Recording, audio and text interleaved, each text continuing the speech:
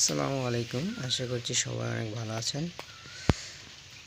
জঙ্গলই মঙ্গল একটা কথা আছে, তো জঙ্গলই যাতে মঙ্গল হয় সেজন্য এই যে আমাদের অনাবাদি জমিটা প্রায় 10-15 বছর ধরে কোনো কিছু করা হয় না, এই জন্য আগাছা হইতে হইতে জঙ্গল হয়ে গেছে। আমি ছোটো সময় দেখতাম ওই জমিতে বেগুন, শশা ইত্যাদি ফসল চাষ করা হতো, কিন্তু এখন কিছু না করতে করতেই যে জঙ্গল হয়ে গেছে। তো আমি চেষ্টা করছি কোনো কিছু করা যায় কি না, এই জন্যে এই যে মেহেদি তার সহযোগিতায় জঙ্গলকে পরিষ্কার করার জন্য চেষ্টা করছি।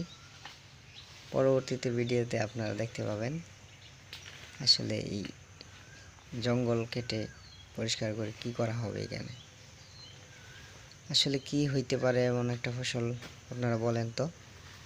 যে হালকা রোদ আসছে ভিউয়ার্স, এখানে আসলে যেহেতু এটা ছায়াযুক্ত জায়গা, এখানে আমরা বস্তা পদ্ধতিতে আদা চাষ করব। তো এই ভিডিও করার মানে হচ্ছে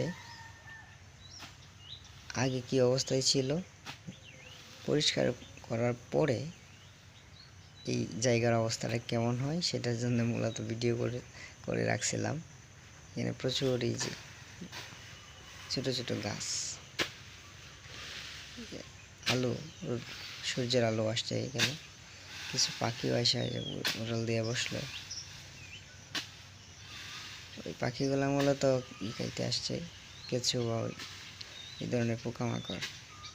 তো এইখানে আমরা 500 বস্তায় আদা চাষ করার একটা পরিকল্পনা করছি, দেখা যাক কত বস্তা এখানে রাখা যায়। তো কোনো ভালো একটা জায়গাও যদি কোনো ফসল চাষ না করলে এমনিতেই এটা নষ্ট হয়ে যায়। যেমনটা এখানে দেখছেন, প্রায় এখানে 12 শতক জায়গা আছে, শুধুমাত্র কয়েকটা কলা গাছ আর কয়েকটা মেহগনি এসব গাছের চারা লাগানো আছে ওইদিকে। আর এটা এমনিতেই বিভিন্ন ধরনের আগাছা গাছে জঙ্গল হয়ে গেছে, বিভিন্ন ধরনের গাছ যেগুলো চিনিও না এরকম গাছও আছে। যেমন এখানে একটা গাছ, এটার ফুল হয়েছে এবং ফল হয়েছে, এটার নামই জানি না, তবে গাছের ফলটা অনেক সুন্দর মনে হলো দেখে, আপনাদেরকে দেখাই, আপনারা চিনে থাকলে বলবেন এটা কি আসলে। এই যে দেখেন, হাত দিয়ে যাচ্ছি, দেখতে অনেকটা দেশি খেজুরের মতো ছোট ছোট বিচি।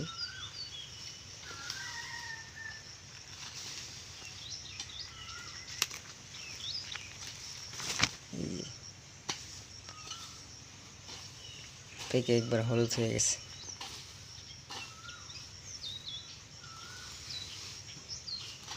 হালকা গন্ধ আছে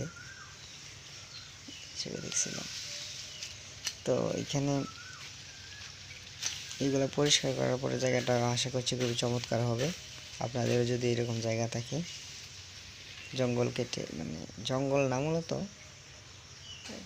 ফসলের ক্ষেত, কোনো চাষবাস না করতে করতে এটা জঙ্গল হয়ে গেছে মূলত। তো এইভাবে আদা চাষ করতে পারেন। ধন্যবাদ।